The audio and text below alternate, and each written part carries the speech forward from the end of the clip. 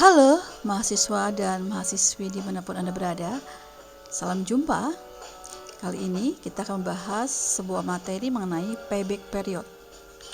Apa itu payback period?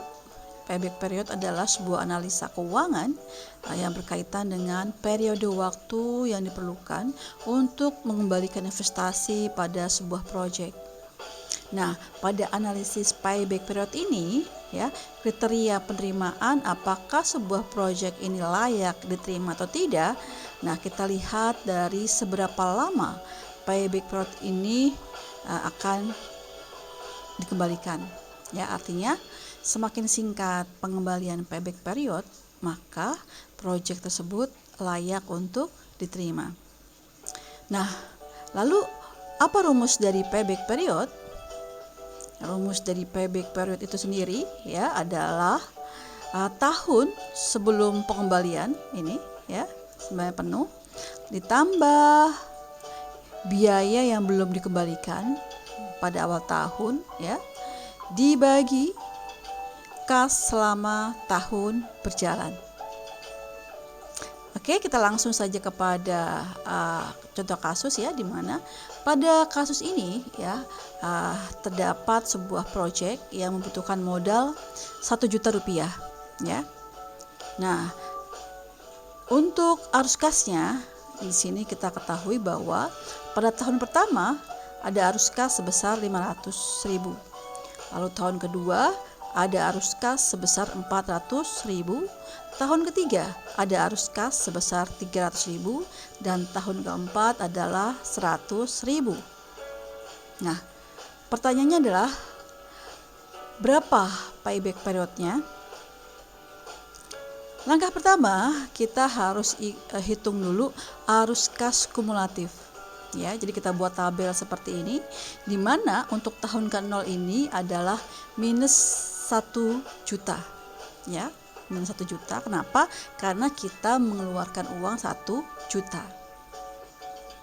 Nah, lalu kita hitung arus kas kumulatifnya.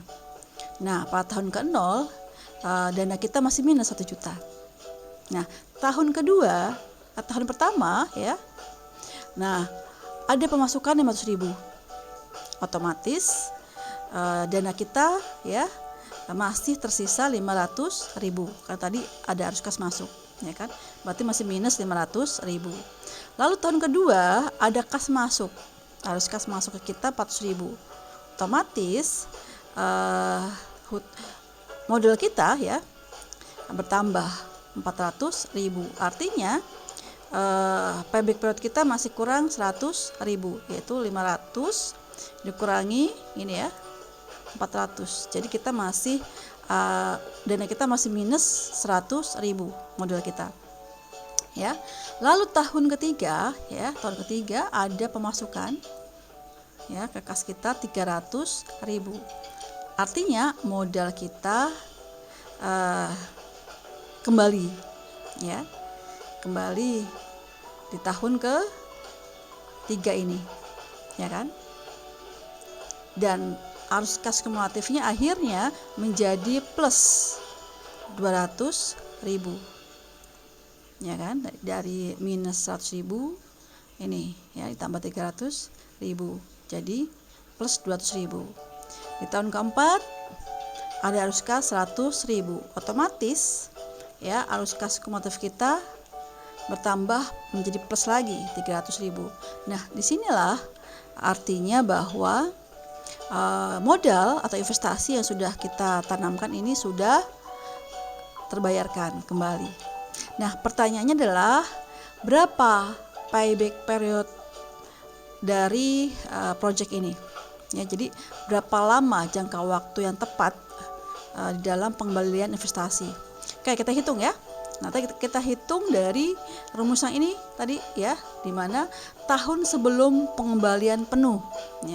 Tahun sebelum pengembalian penuh adalah ini kan tahun ketiga sudah penuh sudah plus nih. Berarti kita ambil ke tahun ke-2. Kita turunkan ke sini 2. Lalu ditambah biaya yang belum dikembalikan pada awal tahun. Biaya yang belum dikembalikan Nah, ini 100.000 ya kan, ini belum terrealisasi ya, berarti masih kurang 100.000 gitu di tahun kedua ini ya kan. Nah, ini kita masukkan ke sini. Lalu dibagi arus kas selama tahun berjalan. Nah, ya arus kas selama tahun berjalan ini adalah 300.000 ya. Ini kita bagi ya, jadi ini 2, tetap 2 ya. Lalu 100 ini kita coret nolnya ya, menjadi 1/3 tahun. Nah, lalu payback periodnya maka sama dengan 2 tahun 4 bulan. Nah, ini adalah hasil perhitungan analisis payback period pada contoh kasus ini. Saya rasa cukup materi kita hari ini ya. Kita bertemu lagi di sesi berikutnya. Sampai jumpa.